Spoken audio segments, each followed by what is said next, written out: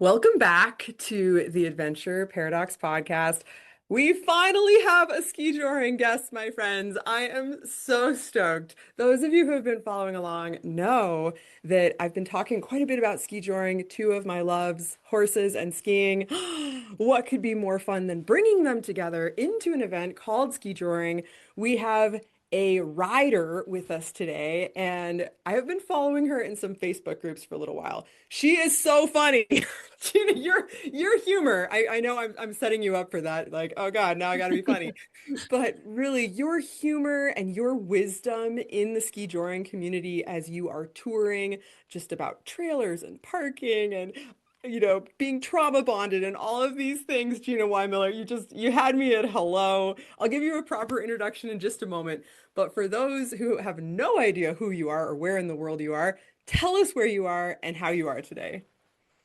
I'm great. Thank you for asking. I was raised in Alaska and moved to Idaho. I live specifically in Idaho Falls about 4 years ago and love it here. Horses make a lot more sense here than they did in Alaska. I'm not paying 18 bucks for a bale of alfalfa, and I can actually ride my horses. And the opportunities like and I do mounted shooting also. There's just so much more here for me than there was in Alaska. I miss the fishing, but otherwise I just love it here.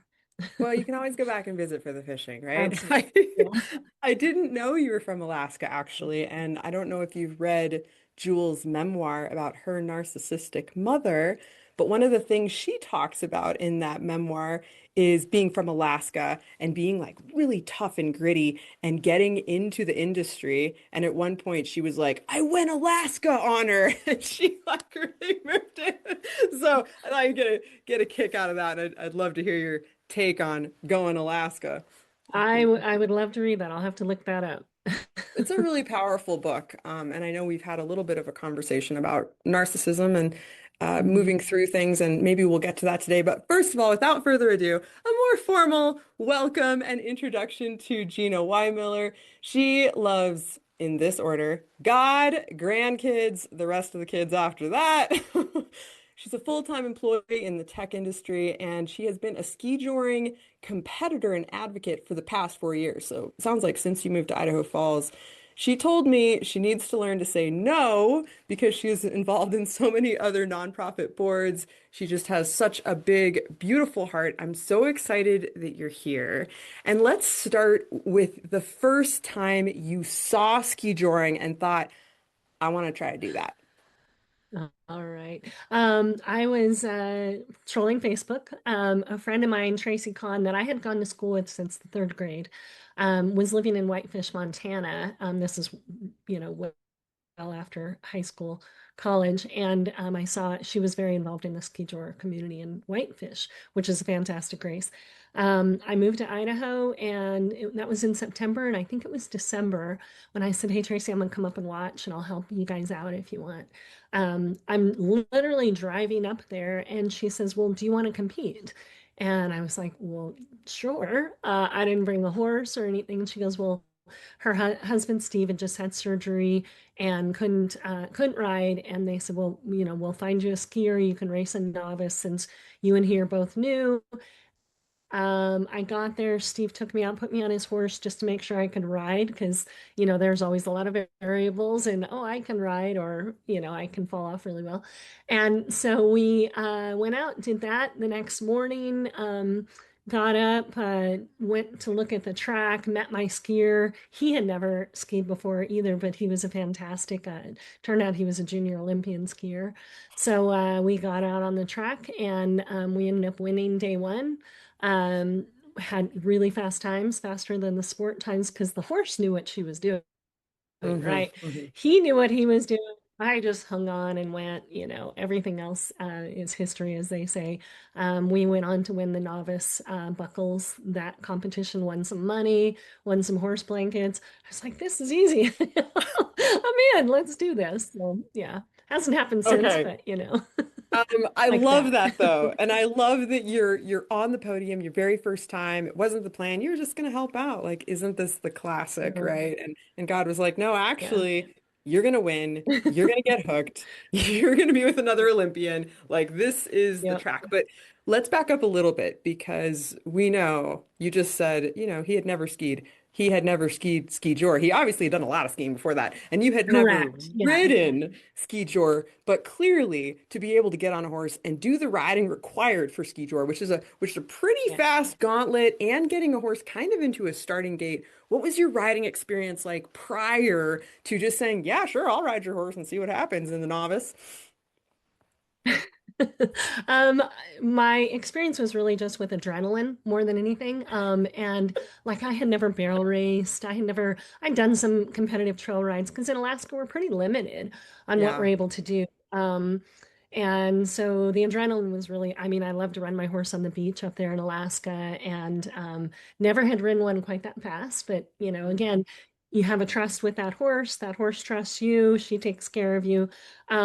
Um, the start, and I now have learned this, her owner, Steve, he was holding her head, like cradling her head and talking to her. And then when they said course clear, he lets like literally opens the gate and lets her go. I was like, okay, so we're off. And yeah, and but just being an adrenaline rider, like I love the speed, I love jumping, I love swimming, all of the kind of adrenaline things with horses. It suited me absolutely. So yeah. Let's talk about adrenaline with horses and also like working with their energy because we can Mhm. get really hot, when we're Yeah. running together. And then there might be a moment where, okay, race is over, we need to come down. I noticed I was at Driggs. I think you were competing at Driggs, I'm pretty sure. I'm not sure Yes. if you I made, was. I thought I saw here. Yeah. So at the very end of the course, they go through the finish gate, time is cut, they're figuring out did you make different gates, all of that stuff, putting that together. Uh-huh. But the horse keeps going. Right? The horse keeps going. There's a little bit of a run out, and you have maybe a catch rider. I'm not exactly sure the term, but just like Sometimes, on the yeah, track, what's in the that running. like at the finish, and how do you work to energetically bring your horse down? And then what do you do personally to bring yourself down? Yeah. Oh, I don't breathe for the whole 20 seconds we're running. So at the end, I have to take some deep breaths because I haven't Mm, haven't taken a breath that whole race time.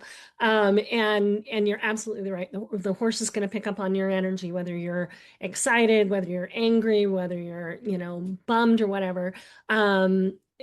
I think stopping a horse is really important, but some of these horses are off the track thoroughbreds. yeah. Their brains are wired to keep going another lap or so. So those riders are very skilled at getting them stopped in less than a lap, you know. But yeah, taking that energy down. I always rely on my skier to tell us if we've got penalties or not, because as a Mm, rider, we don't necessarily get penalties mhm, unless we have a rider mm, ring that we miss. mhm. And if we miss that rider ring, we know it. So I'm trying to pull back a little bit and slow my horse down and let her know we're done. Yeah. My horse is pretty seasoned, so she knows. She literally, when we'll see those hay bales and know that she's done, but she just loves to run too. So sometimes it's harder to get her stopped. Speaking of the catch riders, we actually had in Bellevue, the catch riders were coming in and she was still pretty hot going, and the catch riders were coming in on either side of us, and she was like, "Oh, we're still racing," and she took off again. It's So I on. had to tell them, hey, yeah, I'm good, let us go. But yeah, so the energy, and at the gate, at the start gate is really where you're managing that energy because the horses are, for the most part, they just want to go, go, go. And they know what they're going to do. And you're nervous because you're like, I know I'm not going to breathe for 20 seconds. My skier, please just hang on. Please just make gates. Please just give us a finish time. And so I try very hard not to translate that energy to my horse, but they know. I think, Mm, there's no, mm. like, you take a couple of deep breaths and then, yeah, and then let her go.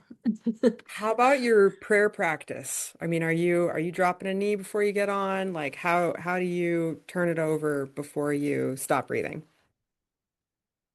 Oh, I'm constantly talking to God. Like there is constant conversation. He's probably like, I know you're over here chit chatting, I'll check in with you in a little bit. But before, during, and after, in the morning and at night, funny story, I in Bozeman, my horse came up lame.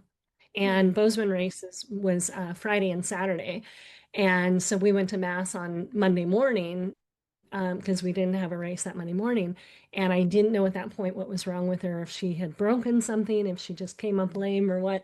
So we're sitting in mass, and I'm like, God, if you make sure that she's okay, anything that I win comes to you. So I started winning money after that, and everything went to God. So I yeah, love it so much. It's so good. yeah. Um, Yeah, that's s- not a deal you're gonna break. That's not a deal you're gonna like go back yeah, on. yeah, yeah. Yep, definitely got your priorities in order, right? Yeah. Who you're serving. Yeah, and we are hopefully going to go out and get to meet your horse as part of the Year of the Horse Adventure Coach podcast. So we'll do a little video, more of a video podcast. Hopefully that'll work. But let's hear a bit more about this horse because I know you've got a herd out there and who knows which one's going to want to hang out with us when we go out. But what's your bond like with her? Where did you find her and how did you kind of know or discover that she's your ski drawer partner? I got her from a ranch in Montana, and I had just put something out. So I have a little Mustang that, I've done everything with, but he's just not fast. I Mm, say that, but he was won about $2,000 for another rider this season. nice. So that was great on them. And so I put something out saying, hey, if anybody has a fast horse, I'd like to ski drawer with a little bit faster horse. And I had somebody answer me from a ranch in Montana. And so I got the trailer because that's how I shop for horses. I bring trailers, Yeah, like just in I'm case. looking. Yeah. Yeah, you never know. So I got up there, and she's this big leggy quarter horse, and she had all kinds of attitude, and I'm like, okay, yeah, I like this one.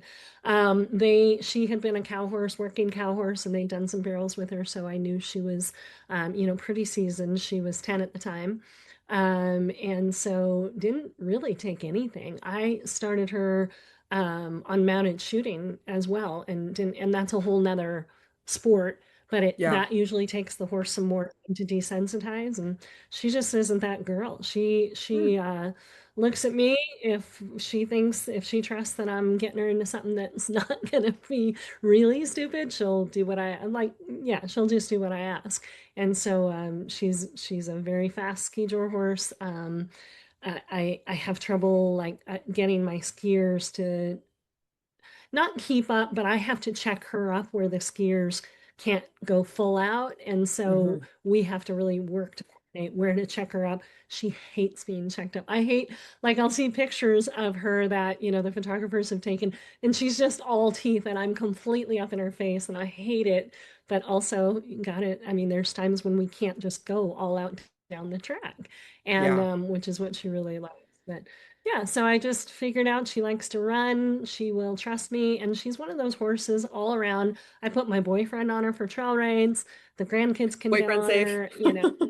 Oh yeah, absolutely. And she's just she's not gonna not question you like a gelding might. I'm kind of a Mm. mare person.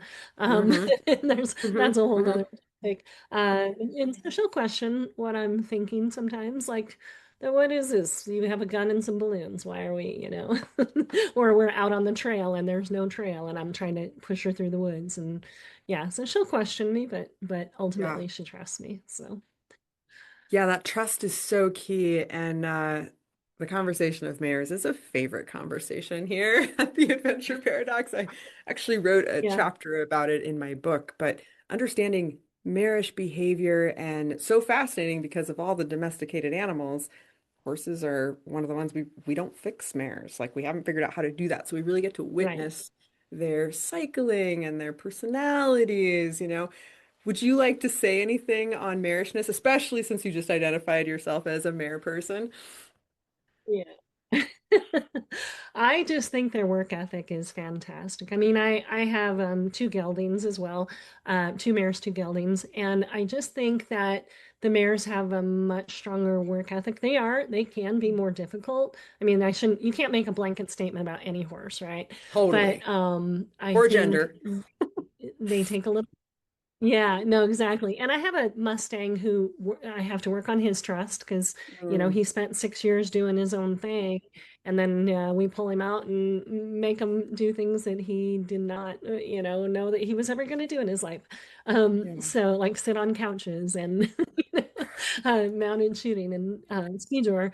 And yeah, these are not things he processed in his wild days. So I think just their work ethic in general for mares, and also they make you work for it a little bit more. I think a mare is gonna really make you earn what you want from her, Mm, and geldings sometimes, but I think geldings are just more easygoing, and yeah, as long as you hold me and hug me, we'll get along fine. Mares mhm, like my mares. I have one that's pretty emotionally affectionate. Pepper's more standoffish. She's mm, just much more stoic. mhm. So, yeah. it's- Love it. We could talk all day about horses because I love getting into it, but also the paradoxes, any generalization, right?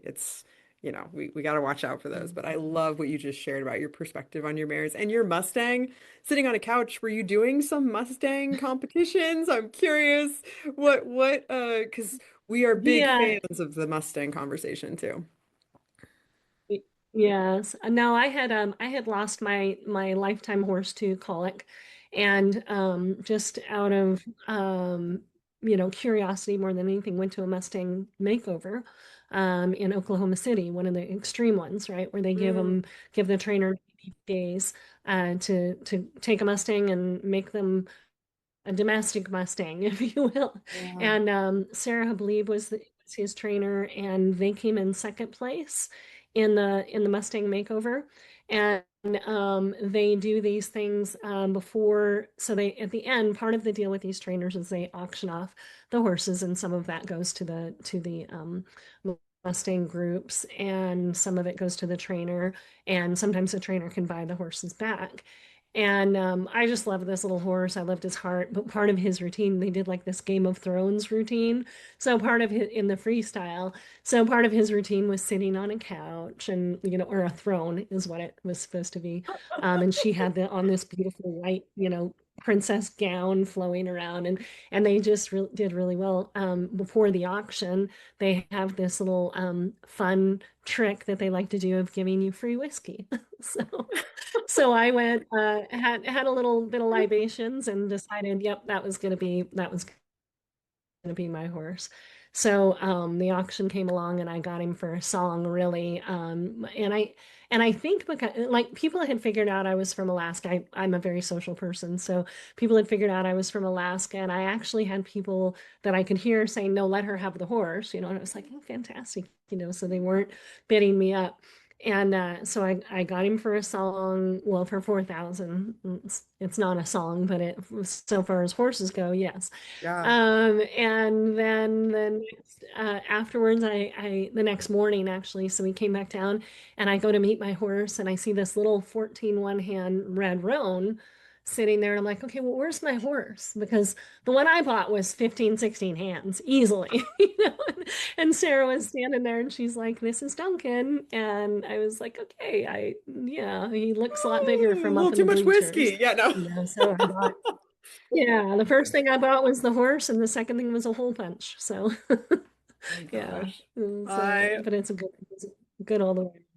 Gina, I love your style, and I feel like it's a good segue into the conversation about style in ski joring and fashion. What would you say is going on with that? There was like a fashion show. I've sort of known for a couple of years. I've been following the Banff Ski Joring Film Festival, and man, those girls and guys, Yes. they are turning up the volume on this as a fashion Yeah. ski jor situation. There was a fashion show at lunch at the Driggs one. I wasn't able to stay for it because my kids were done, but Uh-huh. I would love to hear your perspective on the fashion piece of ski joring and maybe horse culture in general, but specifically what's happening in ski joring is really interesting. I love it. I know Banff, they're several years ahead of us in this whole fashion thing, but I love it for a couple of reasons. The amount of self-expression it provides. Like I do mounted shooting as well, but they're pretty strict on your Mm, clothing. You have to be, Old West period clothing, the guns, the gear on the horses, everything. Ski is literally anything goes, and I love that people, I know so many amazing women that have really used it as a way of expression. There's several women that have clothing sponsors that are mhm, getting them all dressed up. If you've seen the gals in the corsets and whatnot, they have a sponsor that's making clothing for them. We had one come in this year that was where a lot of the woolly chaps and things were coming from, and just that, and it's a husband-wife company, and so they've really been able to use Skijor to kind of launch their brand. But more than mm, anything, it's just giving everybody a chance at expression. And I had fun with it this year. So I definitely recognize that I'm one of the older ones in the group, right? I started at 56. I'll be 60 this year. So that's a whole nother thing of, it's never too late. But I'm not going to put on the stuff that my 20 and 30 something friends are wearing, not mm. because I don't think it's just not my style. I'm much more. Yeah. In fact, the only reason I'm wearing a hat right now is because I came from the gym and I didn't shower Well, you because look I don't great as far normally as I'm wear my hat concerned. right now. Thank you. And so yeah, the fashion has just been, and the guys are starting to get into it, which is super fun, and it's just the start line, or really at the race in general, it gives everybody a chance to interact, and everybody's so complimentary. Like, Mm, this, I literally, because it was really cold, I have a pair of overall bibs with a fleece inside.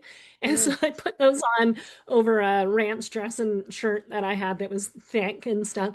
And the girls were just like, "Oh my God, that's so adorable." And I was like, I'm not even trying. So that's pretty awesome. And then the furs, I love fur. Coming from Alaska, I've got a lot of fur coats anyway. And, for a while, we weren't allowed to wear fur. And Yeah. so it's fantastic that that's coming back. And also, normally, not this year, but normally it's cold in ski tours. So being able to wear the big chaps or the fur coat and be comfortable is Yeah. amazing. We haven't been able to do that. I mean, there were a lot of furs out, of course, this year as well, but also the t-shirts came out, and there were a couple of skiers without shirts at all. Shorts. So yeah, yeah, it was crazy, but no, loving the fashion. It's giving so many opportunities to these small clothing companies, to the riders to be expressive of themselves, for us to have an interactive talking point. So Mhm. we sit and talk a lot about the fashion down at the start line. Oh, for So sure. yeah. It's funny too because right now, in part, I think thanks to Yellowstone and Heartland and shows like that that are bringing Uh-huh. a little bit more cowboy culture mainstream. And I'll go out, having come right out of the barn with my mud boots on, and people be like, "Those boots are awesome." I'm like, "These are Uh-huh. box," Yeah. But okay, Yeah. right? Yeah. Whatever. It's really interesting. Yeah. And then there's so much creative expression. And to your point, all of these folks that are coming through, I'd love to hear a little bit more about sponsors. You said you've had some sponsors this year. What Yeah. was that like? And Yeah. some of your favorite clothing Yeah. companies you've been talking about, but like basically anything goes, which is so cool. And you did say something I want to follow up on that fur wasn't allowed for a while. Was that through Skijor, or was that just kind of what was that about? No, no. No, it was a cultural thing. And Sure. really, I should say it's been quite a while, because I know in college, like I went to school at Seattle Pacific University, and they would protest Oh furs and yeah. stuff. And being from Alaska, that was an odd Ooh, thing. But so it yeah. just wasn't really politically correct for a long Yeah. time to wear fur. Hmm. And it's okay now, even though, a lot of them are faux There's furs still because you disputes, can't. but yeah, yeah, yeah. Yeah. Okay. And it's still I got expensive you. no matter what. So I'm all about the faux fur as well. And you don't mind when a horse sneezes on you, or you get mud kicked up when it's faux fur. Yeah, yeah. And just Um, being true to but yourself, right? Like whatever yeah, is right for you. yeah, Let's respect each other's yeah, decisions too absolutely. and heritage and Yeah, et cetera, et cetera. yeah, Yeah. Okay. yeah, absolutely. Yeah. Yeah, sponsors were imperative this year. So the Pro Ski Tour circuit, this is the first year they did a circuit where it accumulated in points at the end, and you had to qualify and race at the end. And so it was a true circuit like what they would have in rodeo or or any other equine sport, really. Going to a race is expensive.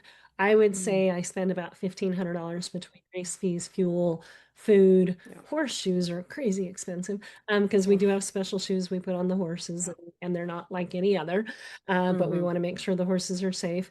And we have a good connection in the Idaho community here. We have a lot of my boyfriend's pretty well connected with some people because he's been here for a while and he's in media and he just knows a lot of people and he does a lot of charity work and whatnot. So we just started talking to people. We were able to get Salt IV, who actually they're from the gym that I go to, and they were like, "Yeah, those athletes, we'd love to support the athletes." So we got them, and then Global Aperture Mountain West Real Estate. Mel Biggs there was just a fan of the culture, and like you were Mm, saying, and so she, being luxury real estate, is working up in the Driggs, Victor, Jackson Hole area a lot. And she's like, I think everybody's interested in this, and wants to see. So she sponsored us as well. So we were able to get enough sponsorship money where this was the first year I didn't pay a lot of money out of pocket. Did pay some because I had the vet bill, and mm. gave that money to God. And so I Yep. did have some bills that I wasn't expecting, but not, I mean, it was just a pretty standard season. I talked to a lot of the other competitors about it, about what we did to get, and it's mostly about relationships and helping Hmm. support them.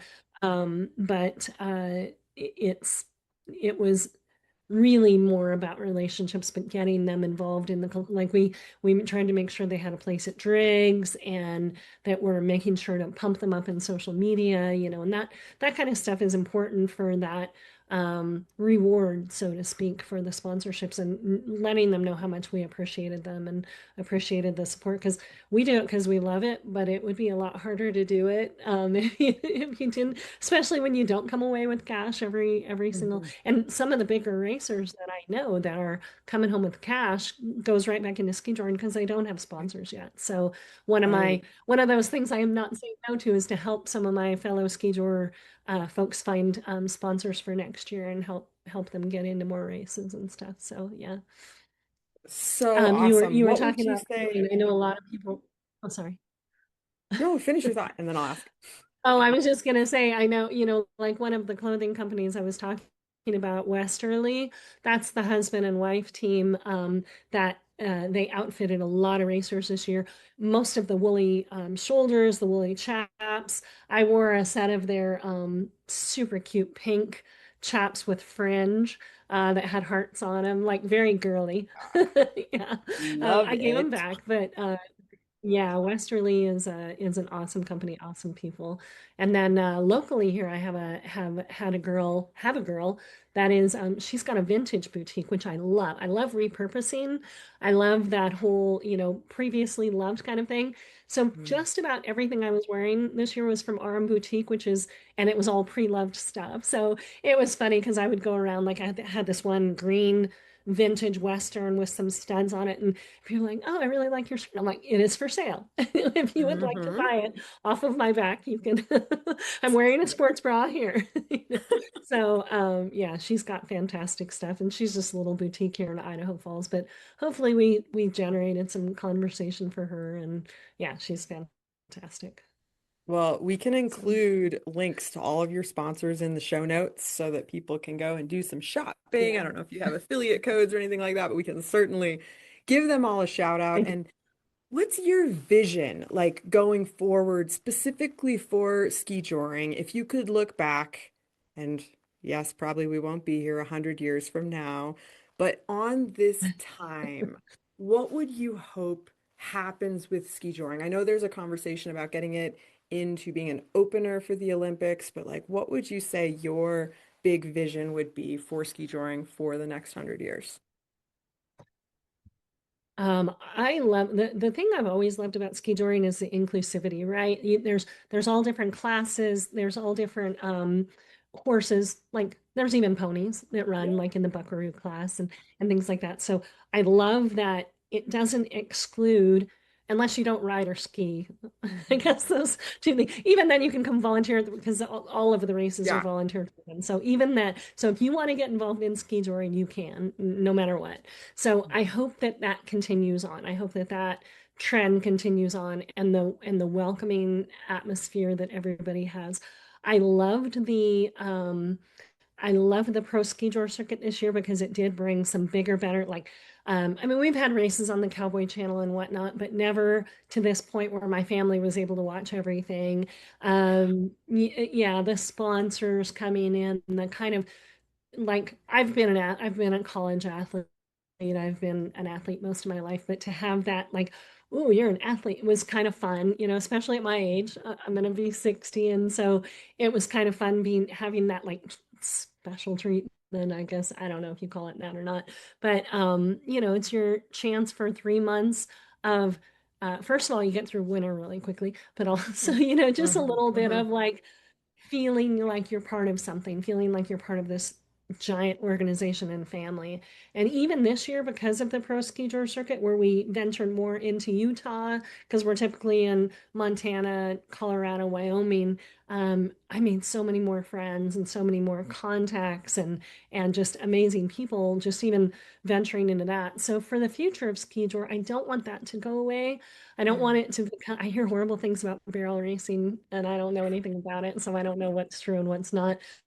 But I want Skijoring to stay focused on the family, focused Mm, on Skijoring as a family, our kids doing it. I used to pull my son before he started having babies, and now he's too busy. But I used to pull my son in Skijoring, and there's a lot of like father-daughter teams and father-son teams and mother-son, all of the stuff that goes on with having a sport that doesn't really exclude anybody. There's yeah. no, unless you're mean, but Those guys could go. Yeah, they could go.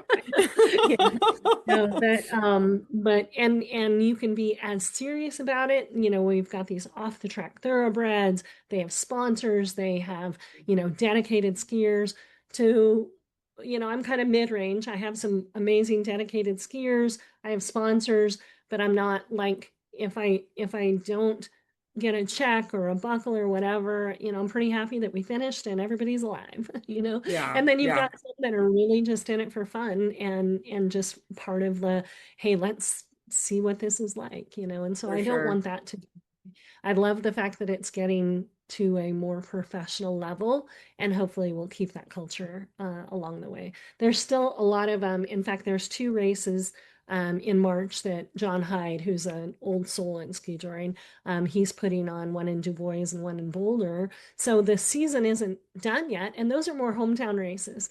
So you'll Mm, go there. Everybody has a tailgate spot, In the bigger races, you had to buy a tailgate spot. No, these right. races, everybody has a tailgate spot because we're all backed up to the track, right? And everybody volunteers and everybody participates, and it's hand timers, and those are good hometown races. I love those too. So, yeah. So cool. We got to wrap up, which I hate because I want to keep talking to you about ski joring. But if you were to identify, and I kind of know one of them, but one of the major challenges you see in the ski joring industry, and I'm just gonna call this one out because I witnessed it this year with the weather, which was so strange. And we don't know, God's Yes, always in charge of the weather, but it was interesting to see right. Boise, and I wasn't there, but to see that they made a sand track next to a snow track Uh-huh. and some of sort Yep. of the creative ways. And then you can make a slightly longer season, maybe even into April and Yeah. so on. What would you say, along with maybe the weather, some of the biggest challenges you're seeing in the sport of ski touring right now? Oh. The venues are always a challenge. That's how you saw the Mm, ski Jupiter, right? Because when they had to move that venue out of Salt Lake City into Camas, Utah, to try and mm, at least get more of a place where the snow would set up. We ran on dirt mm, we ran on dirt and everything, every place but Driggs. But it's, everybody comes with these giant trailers. Some people are living in them. Some people come with their little, rusted out trailers. Again, that diversity within the sport. But we knew that there wasn't going to be a lot of parking at the actual venue. And then the place where the horses are stalled was a couple miles down the road. mm, And most of the parking they wanted to have for spectators and VIPs and vendors and things that actually are generating income for the mhm, race.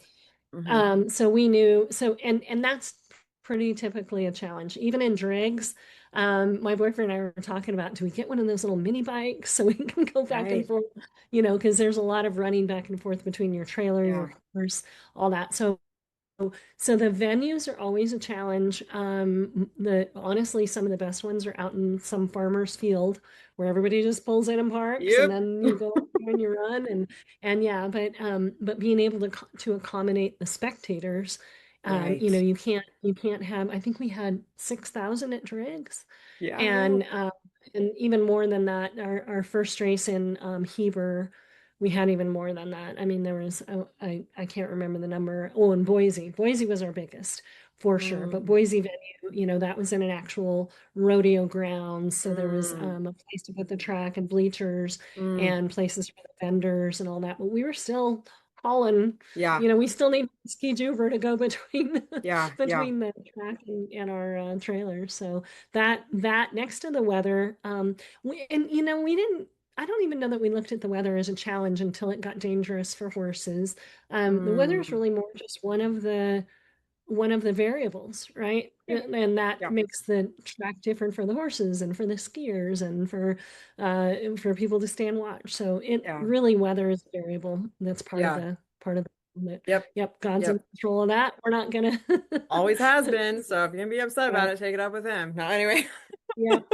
Um, oh my gosh. Exactly. Okay, we do have to close out, but I think the last thing I want to say, because I have had people come to me, and this is always again part of it when you're Mhm. working with animals or you're working with adrenaline or these sports that really involve a level of risk, right? Yeah. But what's your take on safety? And I know some have been canceled, right? Mhm. Safety first. Like, what's your take on that in the ski tour industry? Absolutely. They actually canceled day two of, I want to say it was Heber, Mm, uh, because of safety. Safety is the first and foremost thing. I mean, nobody that does this wants to see anybody hurt. We had by far more skiers hurt than horses this mm, year, and that's just out of the competitiveness. I had a skier crash, and took him out for the season, but it's because he didn't want to let go, and then he got pulled let into go. yeah. Yeah. So it again back to the everybody has not everybody. A lot of people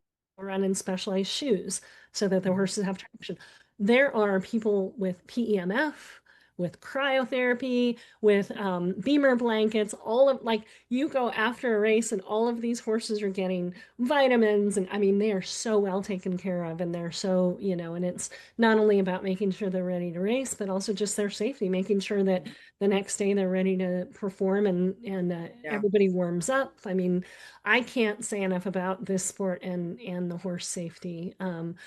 I want to say the same about skier safety, but that's really self-imposed, right? I mean, Yeah, those humans have to decide for themselves, and that's kind of yes. where the problem is. Yeah, yeah, but my horse is I mean, she's my heart horse. I love I'm probably too attached to animals because I have one horse I can't do anything with, but they're in it for the long haul, right? I don't flip horses or anything like that. And so, yeah, they're part of my family and Totally. not unusual. That's something I've found throughout, and it won't be tolerated. Kind of like I said, mean people won't last. Yeah. If we see someone beating on a horse or mistreating Yeah. them, yeah, they'll Yeah. get, if they're not like immediate, and even in most of the rules, you'll read that if we see excessive whipping or anything like that, they'll be disqualified. But more than that, socially, they'll be pushed out. So, Totally, totally. Oh, yeah, I think in closing, and I want to make sure anybody who's listening to this knows how to find you. We never even got to 1911 equine, so let's definitely talk about that because I know that's something that you're a yeah, founder of. Um, but anybody who's yeah. listening to this who wants to, continue following you and your journey or connecting with you, how do you want them to find you? And we'll put this all in the show notes, but let us know social media handles you like, or Facebook groups, or websites, anything like that. Yeah, so thank you for that. 1911 Equine, I was initially running it as a for-profit organization, and then I realized I'm not making profit because I don't. I keep giving things away because I want to help people who have horses that maybe can't help or maybe can't afford a $80 cryo session, but the horses need that help, right? Mm, So I turned it into a nonprofit. So it's 1911 Equine on on the internet and on Mm. Facebook, although I haven't really gotten that super active yet. On Instagram, I'm hairspray to bear spray because that's kind of a whole Alaska thing Nice. of, I put my hairspray on and then I go out and I need the bear spray. So hairspray to bear spray. And yeah, Gina Marie on Facebook. I mean, if we're connected, there's so many Facebook groups for ski joring. There's some really great social media channels out there for ski joring, and you'll eventually be able to find people. And I don't think there's anyone that I know where somebody couldn't blindly reach out and say, "Hey, I really want to get involved. Show me your saddle rigging," that won't help Mm. out with that. So, yeah. Totally. Yeah, I Yeah. love the culture of ski joring. It reminds me a lot of the culture of driving horses because so many people are involved. Who's going to head the horse, who's Yeah. going to hold the cart, who's going to, and then you want everybody to be okay as you head out with Yeah. everyone in the carriage, horses and humans. I Yeah. love it so much. Oh my gosh. Okay, I know we're about to hop off and then we are going to maybe go meet a horse and do a live stream. Thank you Sure. so much for everything you shared. The final vision I had as you were Absolutely. talking in the beginning about your first ski tour experience ever was your friend's Yeah. husband, who was the owner, having this like heart-to-heart Uh-huh. conversation with his horse and then letting him go. Sure. And I Yeah. watched a Hmm. pulling competition this summer in Driggs, part of the fair, and I watched the winning team, same thing. He went up between his pair and he had this moment. It was like this beautiful, prayerful, connected moment. And then they won. Of course they won. Of course Yep. you won. You're such a winner. I Yep. love that. So giving credit Yeah. where credit is due. I don't know if you have any last thoughts, but I was just so moved by that opening story and so touched by you and your work and just so grateful that you came on to share with Oh, us. I appreciate that. I think it's something, really my only last thought would be that I am older, and I started this only 4 years ago in my mid 50s. And if somebody's out there thinking about, oh, well, I missed that boat, I missed that opportunity, it's not ever too late. And to learn that connection with horses, especially, really, especially women, I think, Mm. when we do get to be a certain age, and a lot of I do get people reach out to me of, I don't know how to get into this, or I don't, just start, just, Yeah. I don't know what to take on a trail ride, well, let's talk about what the minimal things you should have on a trail ride. Yeah. Just go to a barn and ask to groom the horses, because that's going to Yeah. connect you. And even if you're afraid to ride, and a lot of people, as they get older, we our mortality starts to set in, and maybe we don't want to jump up on a horse, but you can still have that connection and still I mean, equine therapy is a real thing. It is an absolute real thing. And so I would encourage people of any age to get into that in any capacity. And yeah, anyone's welcome to reach out to me on 1911equine.com, or Hairspray to Bear Spray, or Gina Marie on Facebook. Anyway. Awesome. Thank you so much, Gina. And listeners, you've probably already heard about this, but since Gina just shouted it out, we are doing a Spiritual Horse Seeker Summit in April with some of the brightest minds in the equine assisted learning field. And it starts on the ground. Sometimes it starts before you're even with the horse, just having that thought of the adventure and moving towards it. So if you were inspired by this, smell the horse I manure. wish There's I a could horse near come. I have you. a grandbaby.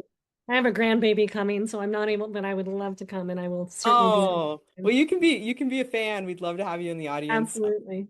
And thank you Fantastic. so much, listeners. If you loved this, please share it with a friend, leave us a review, subscribe, and until next time, adventure on. Thank you.